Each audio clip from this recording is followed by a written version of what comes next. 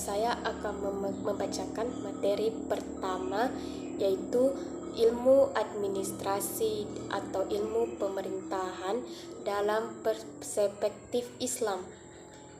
Ilmu administrasi dan pemerintahan dalam Islam terdapat banyak karya ilmiah dan pandangan para cendekiawan Muslim yang membahas topik ini. Dalam perspektif Islam, ilmu administrasi dan ilmu pemerintahan memiliki kaitan erat dengan prinsip-prinsip ajaran agama. Beberapa prinsip utama yang dapat ditemukan dalam ilmu administrasi dan ilmu pemerintahan dalam perspektif Islam antara lain: 1. Keadilan, yaitu pemerintahan dan administrasi harus berusaha untuk memberikan perlakuan yang adil kepada seluruh warga negara tanpa memandang perbedaan suku, agama, atau status sosial. 2. Transparansi dan akuntabilitas, yaitu pemerintahan harus terbuka dalam menjalankan tugasnya sehingga dapat dipertanggungjawabkan atas setiap keputusan atau tindakan yang diambilnya. 3. Yaitu partisipasi masyarakat, yaitu pemerintahan harus memperhatikan aspirasi dan kebutuhan masyarakat serta melibatkan mereka dalam proses pembangunan dan pembuatan kebijakan. 4.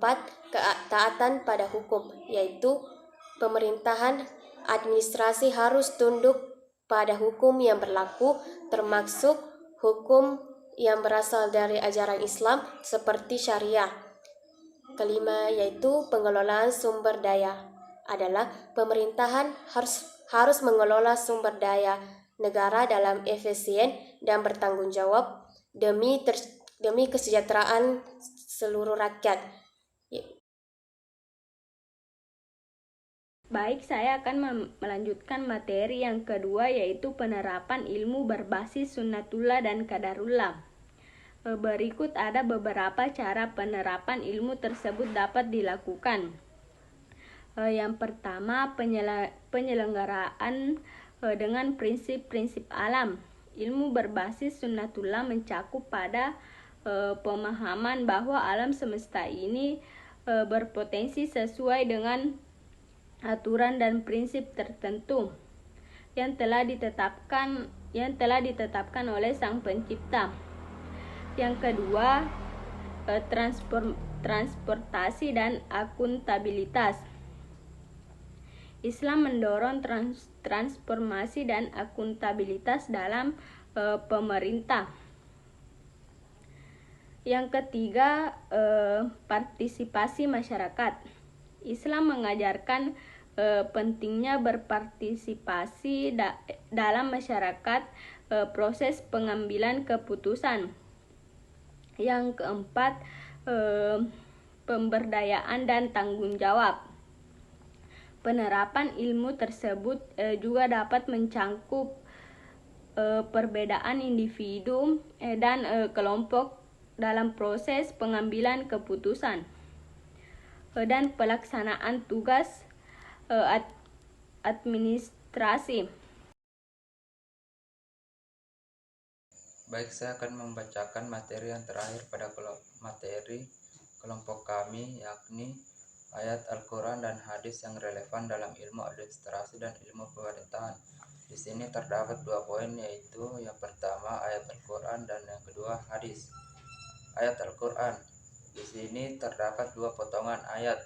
Quran Surah Al-Imran ayat 159 dan Quran Surah Al-Imran ayat 104, yang mana ayat dan terjemahannya dapat kita lihat pada makalah kami. Yang kedua, hadis. Di sini terdapat 2 hadis.